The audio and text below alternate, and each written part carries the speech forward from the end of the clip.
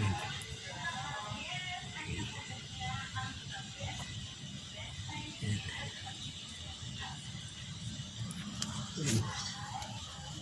Dito. So ito just putol na yung ano yan.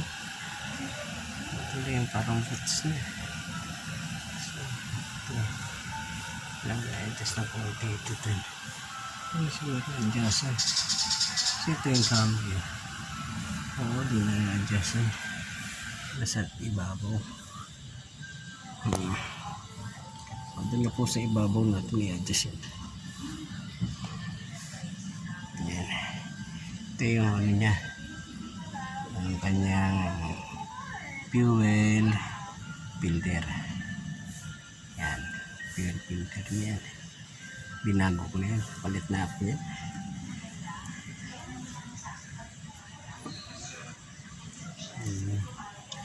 So kung yan cambio, ito nandito yung handbrake niya.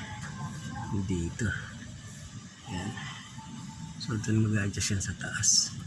Adjust ko sa taas. Okay mga kalods.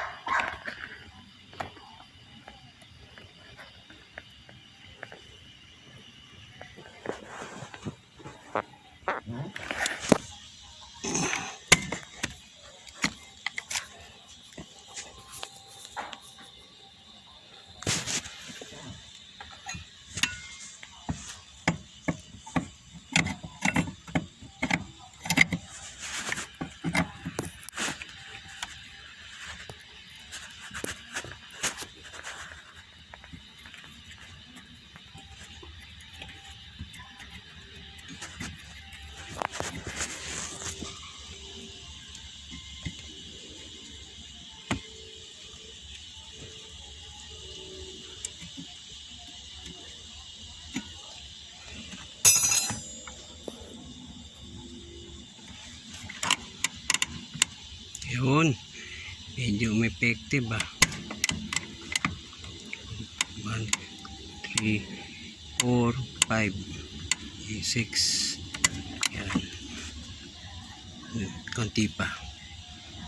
Alam niyo na po kung saan nyo i-adjust ang handbrake ng Adventure. Ito lang po ah. Yan. Yan. Yan. Yan. 1, 2, 3, 4, 5. Yan, hindi na siya na ano, pero pwede na yan. Yan. okay na yan muna kasi baka naman masobrahan doon sa preno sa ano, sa at least meron siyang handbrake. Ayan. 1 2 3 4 5 6. Yan, 6. So, na siya. Kakapit na siya. May isasagad pa. Sige. Yan. Pwede na po muna yan. Testing po natin kung okay na yan. Pero madali lang naman pala mag-adjust. Dito lang po. Tingin nyo lang siya ng ano, mga ano, oil gear. Yan. Lalagay. Lagi lang siyang baan ng mga oil gear. Para meron siyang mga yan. Okay. Tapos po. Binuksan ko pa yung ating drum. Tapos tignan natin sa ilalim kung na-adjust ba. Kanina. So ngayon naman po, tingnan natin ulit dito kung may na-adjust ba. Yun. May ilaw na. Yun. Ay, yun. Yan. Pag inangat yan, na-adjust na konti. Nahatak na konti. Ayun na po. Ayun na po yan. At least kumakagat po. Ayun po. Ito po yung ating adbi. Yun lang po, ina-adjust. Yun lang po sa ibabaw. Sa ibabaw po siya mag-adjust. Yun.